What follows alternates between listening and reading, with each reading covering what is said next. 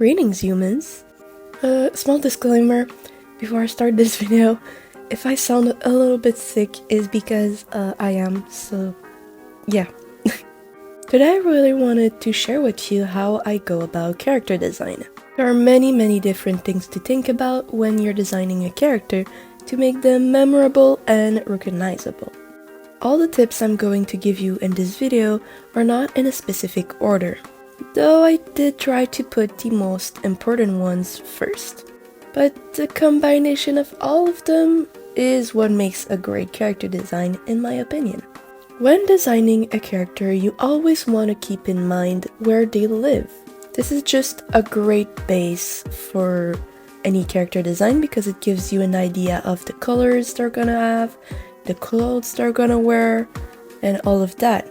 So for example, a character that lives in a cold and frosty area is gonna have heavier clothes to keep them warm, and they might also wear colder colors. A great example of that in my characters would be Sehen. She comes from the Light Nation, which is a nation that lives in snowy mountains, so you can see that in her clothing. She's wearing a big warm color, a fur, she has colder colors, and just in general, pretty pale colors. Let's try a little game.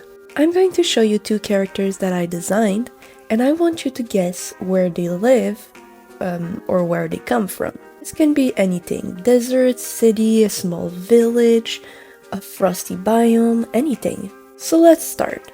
You have 5 seconds to guess. First character, Julie. Where does he come from? If you said a warmer and something like a desert or a canyon, you would be correct. Okay, now the next character. This one's a little bit harder. Miyochi. Where does she come from, or where does she live? If you said a big city or like something industrial, you'd be 100% correct. In both of these designs, you'll notice small elements that can show where they live. For example, Julie has less clothes, so indicating a warmer place because you don't want to be too hot. And for Miyochi, she has that very mechanical, city girl kind of vibe to her. Now, it's great to know where a character comes from, but it's also great to know what they do. By that I mean whether it is their job, their occupation, their passions maybe, but things that they do. When you know what a character is all about, you can easily implement character design elements that help the audience understand what this character is. For example, let's take Miyochi again. When looking at her, you can see little bits of designs like the USBs and the tools she has on her. There's also smaller details like the sort of circuit patterns around her, and also the shape of her pupils, which are a plus sign and an equal sign. That indicates some sort of technology and mathematical concept, I don't know. And lastly, there's her sort of fabric tails that look like plugs, to charge stuff. With all of these little details, you can understand that Miyochi works in mechanics and technology. She writes programs and stuff, and with all those elements you can kind of get that. So you really have to think about what this character does, where they work at, and try to put as much elements as possible to make this easy for the reader to understand. Going in the same vein, there's also the story of the character that strongly impacts their design. When you're trying to create a character, try to think about what this character went through. Some quite simple and clear examples of that would be scars, some memory objects, for example, a bag that their parent gave them or whatever. But also their background. For example, a character that is a noble will dress a certain way compared to a simple villager. Clothing, for example, can really show the status of your character or even their lifestyle, which I do include in story. For example, a hunter who goes around in the forest and hunts down is definitively not gonna dress like a king. They're gonna have more practical clothes where they can move a lot, while a king is really gonna show their status through their clothes with like beautiful, probably golden patterns and all little dainty details. In my character's example of storytelling through the design would be, well, of course there's me, Ollie, with this scar on my eye, which originates from my backstory.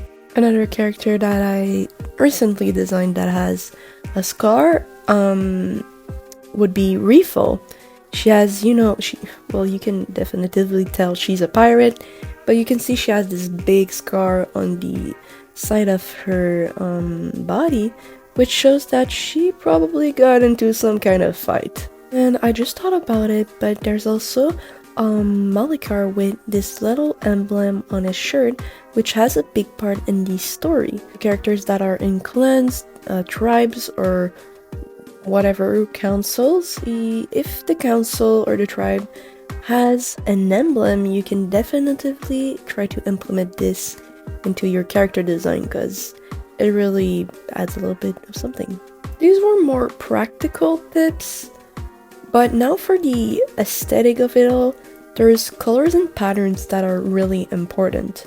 When designing a character, I try to always make sure that the patterns are coherent throughout the entire design, and this also applies to the colors.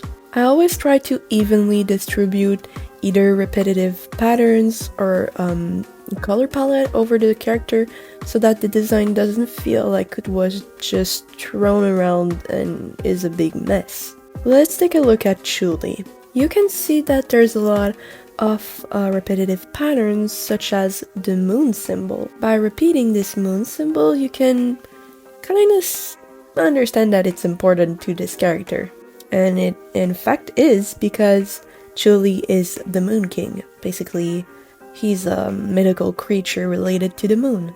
Now about Chuli's colors, it's very interesting because Kiang and Chuli are like kinda, they go hand in hand. Their characters are created together that are together in the same story, and you can see that through their colors and patterns. Of course, there's the moon symbol, but there's also the horns, which on Kiang is more of a sort of golden ornament, and on Chuli is basically his actual horns. And as for the colors, their color palettes are extremely similar, and yet I use them in different ways to convey different ideas.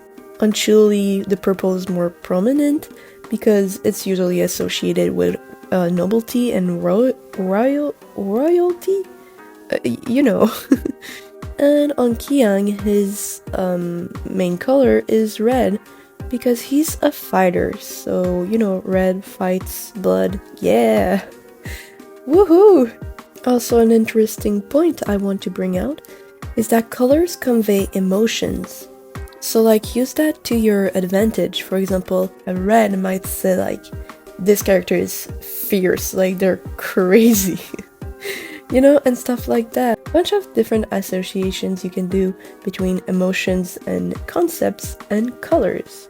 This also applies to patterns. For example, sharper shapes might tell that this character is, they have a sharper character. And rounder shapes might say like, oh, this character is soft. You get the point, I think. And talking about shapes, we need also to bring up the silhouette. Ah, yes, you've probably heard this one too many times. I'm sorry to bring it up, but it's necessary, okay? Let's say I show you these two silhouettes. Would you be able to tell them apart? Absolutely not, because they have almost nothing going on. They're just your typical anime protagonists, just basic stuff. But let's say I showed you these two silhouettes. Now you can tell that they are two different characters, right? And that's because of the shapes that the creator used. I like to try to give my characters an interesting shape language, through silhouette, because I'm not always the greatest at that, but I try, okay?